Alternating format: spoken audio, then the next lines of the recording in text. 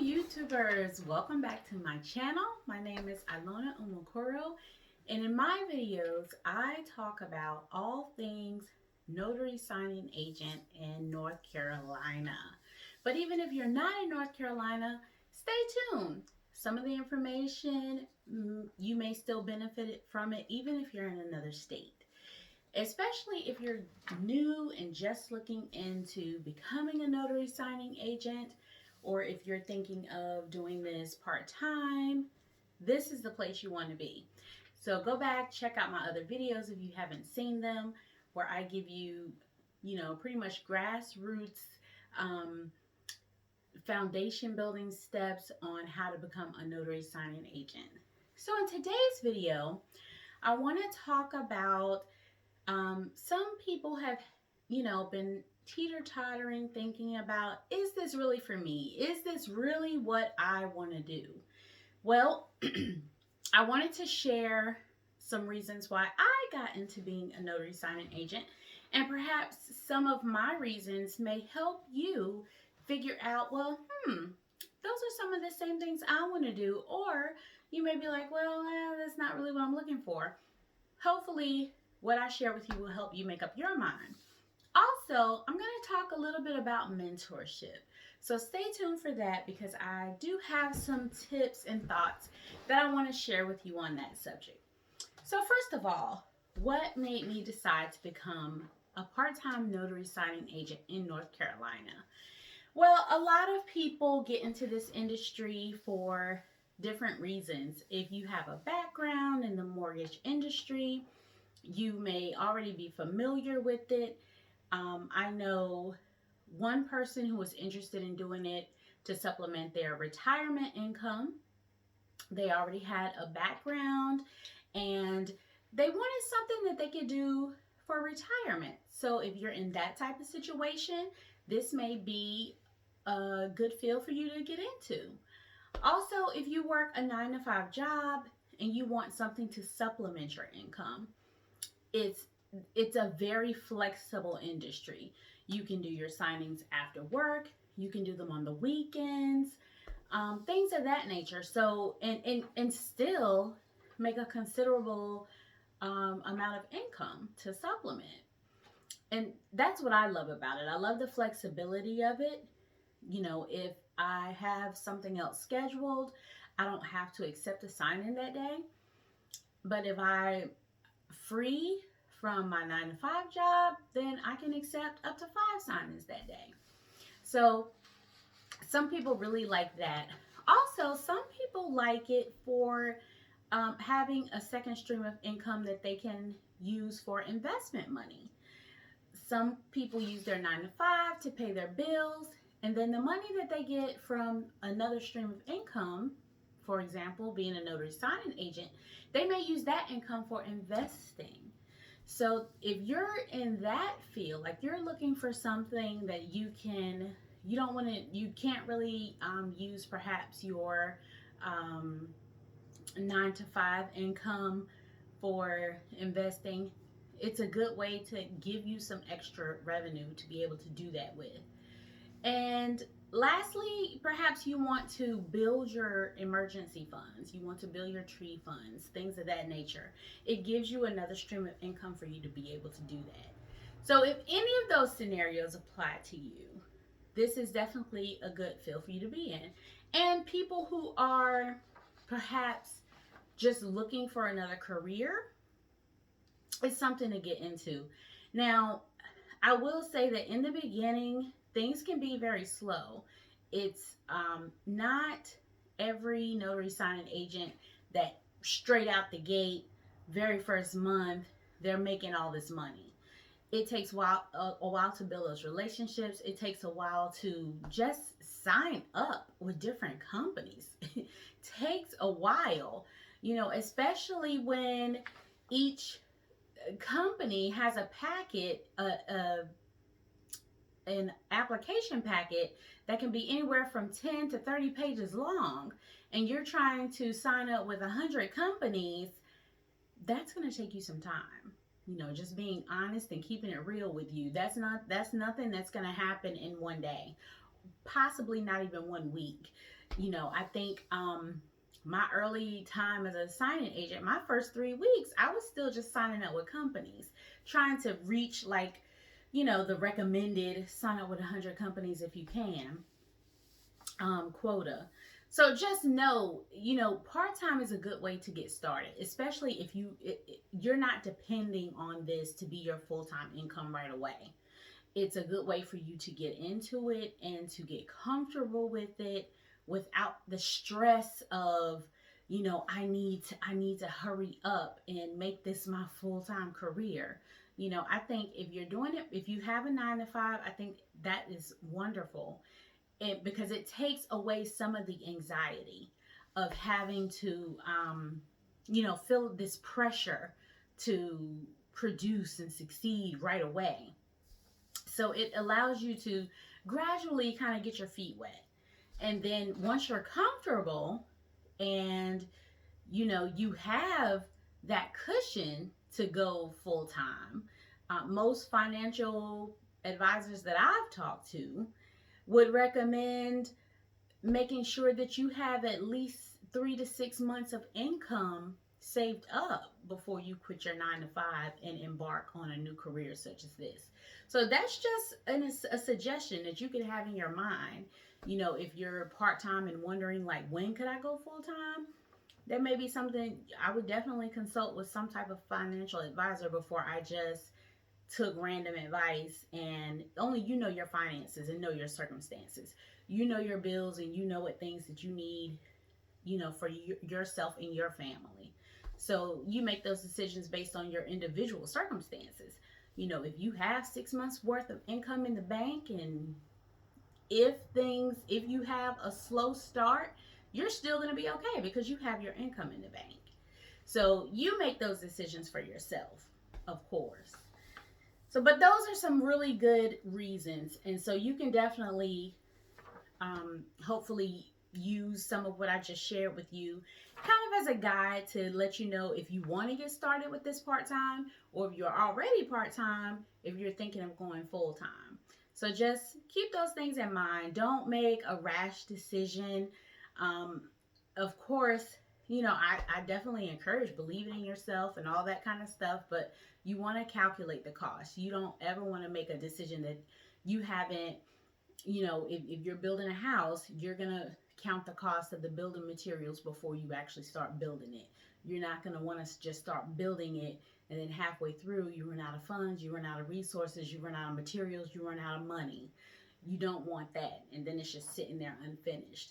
So, this house of your notary signing agent business that you're going to build, you want to definitely calculate the cost before you decide to go full time, would be my suggestion. And that's pretty much, how I feel about it. Drop me a comment. Let me know if you agree, disagree, or have any other questions about it. And also, I wanted to talk a little bit about mentorship. I think mentorship is beautiful. It's a wonderful thing. If you can find yourself a mentor who's willing to, be your go-to person when you have questions, that is awesome. That is wonderful. You definitely want that. There are some notary signing agents that do paid mentorship programs. They, for a fee, they'll be available to you. They'll answer your questions, about docs. If you feel like you don't want to ask, your signing company things that might be a rookie type question because you don't want them to feel like, oh, this person really doesn't know what they're doing. Number one, I do want to share this with you.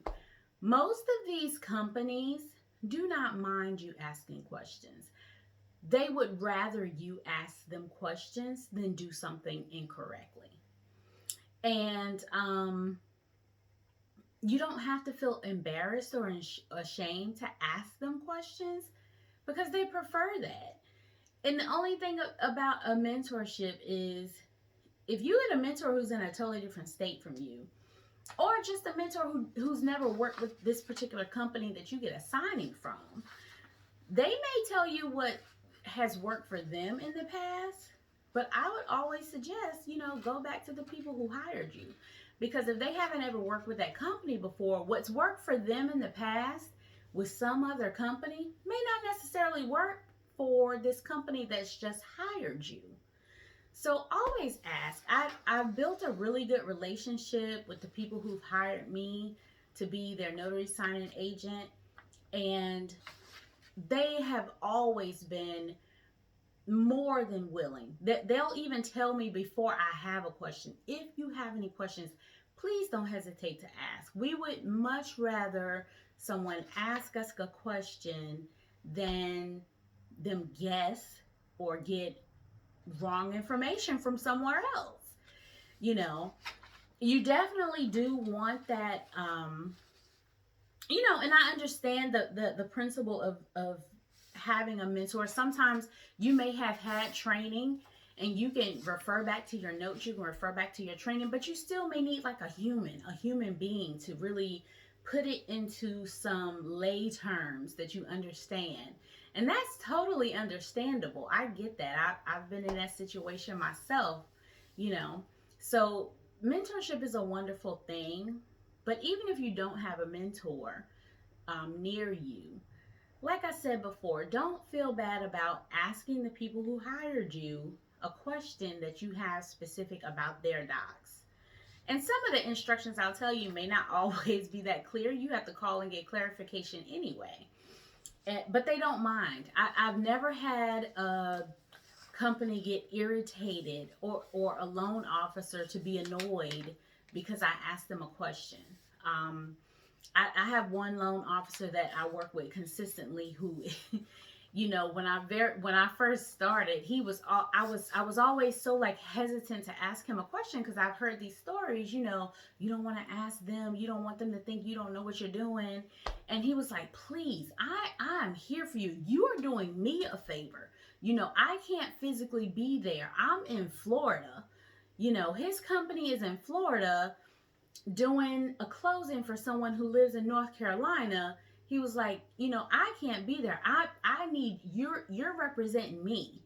So please, whatever you need, ask me. And that just made me feel so much more relaxed and gave me just a different perspective about these companies that I'm working for. And it's true, you're there to represent them. And so they want you to represent them well, so they don't have a problem with answering a question that you might have. Now, if it's a question about, general things about your jurat or acknowledgement or things like that, of course you would want to probably ask another notary. But if you have questions about their docs specifically, definitely ask them those questions. They do not have a problem with it. If they would rather you ask them than get something incorrect and have an error and cause delays. They would rather you ask them whatever it is. And the other thing I want to talk about mentorship is I was fortunate enough to have someone mentor me. You guys are going to meet that person. I'm looking at my calendar, hopefully on the 19th, because that's one of the interviews that I have planned coming up. I can't wait for you guys to tune in for that. And she told me that she was helping me because she was paying it forward. Someone mentored her and they were paying it forward, and so on. So, I don't mind answering a question for anyone who's new, anyone who's just getting into this and wants to know something. I don't charge a fee for that because I'm paying it forward as well. I believe in that system, and these videos that I produce is a way for me to pay it forward. In addition to some of the real people that I know that I've helped to kind of mentor, these videos are a way for me to pay it forward as well. So, while I have nothing against the people who are charging people to mentor them, nothing against them at all. I wish I could meet you all individually. Of course I can't, but I hope that you do enjoy the videos because that's one way that I like to pay it forward, just sharing the information that I have with you. And as always, you can leave me a comment and I promise to try to answer it as soon as I can. And the other thing that I want to talk about is, sometimes I had a person leave me a comment and say that they were on one of the notary signing agent forums and they asked a question. And the response that they got, they said they felt like it made them feel like they'll just never ask another question again. And I get it. Some people get tired of answering the same question again. And so I think part of the response was, do a search before you ask questions like that. See if someone else has asked the question first before you ask something like that. I believe that was the response that they got. And they said that, it made them feel like, I just won't ask any questions. And I just want to encourage the new people. Don't feel like you can't ask questions. If one person responds to you like that, don't worry about it. Move on. Someone else will help answer your question. I don't want you to feel like you can't ask questions for a couple of reasons. One, it puts the whole industry in a bad light, because what happens is you end up making mistakes because you feel like, well, I'm not going to ask anybody because nobody's going to help me. And then, you making errors, and then the company feels like they've got to put these extra stipulations and instructions into packages because they're getting errors. And then you're still not learning because you never did ask anybody to get the correct information. So don't feel like, if one person gives you a negative response to a question that, oh, I'm just never going to ask anything else because these people made me feel so horrible about myself. Please don't feel like that. And before you give up on asking questions, again, try to reach out to me. My business email, I believe it's in the description of my channel. You can even email me, especially if you're in North Carolina. I don't mind that at all. Or you can, find me on my Facebook page. It's A1 Notary Docs on Facebook. Reach out to me some type of way. But, don't give up on asking questions because perhaps you got a response that you felt was a bit unkind, for lack of a better words. And one reason I don't have a problem with answering questions, even if it's repetitive, there's an old adage that says repetition is the mother of retention. And this is the thing. If you're teaching someone, because I've worked in a school and many teachers have this experience. If you're teaching someone the same type of content every single day, year after year, it can get repetitive, yes. But you know what it also does? It solidifies that knowledge in you. It gets you to a point that you remember it without thinking about it. So when I'm at a table and something comes in front of me and I'm like, oh, what should I do with this? Oh, boom. It comes back to me that quick. You know why? Because I've said it 15 times to somebody else. So I don't have a problem repeating myself. I don't have a problem saying the same instructions to 100 different new notaries, because it not only helps them, but it helps me too. And that's just my take on it. If you've ever taught anyone anything, you'll know that what you're teaching them is not only helping them to learn, but it's also helping you. And the thing of it is, it's good to ask these questions because things do change in this industry. Nothing stays the same. When I first started doing this, the 1003 has changed, I think, maybe 2 or 3 times, during the course of this journey. They just had a new change. So, forms change, docs change, laws change, and you have to keep up with that information. So don't feel bad about asking questions because you ask someone who's supposed to be quote unquote experienced and they give you a negative response. Keep asking your questions. And like I said, if that's the response you get, move on. There's somebody else who will answer your questions and not make you feel like that. All right, people. Thank you so much for your time. Thank you for tuning in. I can't wait to see you again next week. and I really can't wait for what's next. So please tune in, like, subscribe, hit that notification bell. Don't forget to leave me a comment about anything that you would like me to address in a future video. Thank you. Bye-bye. Good night.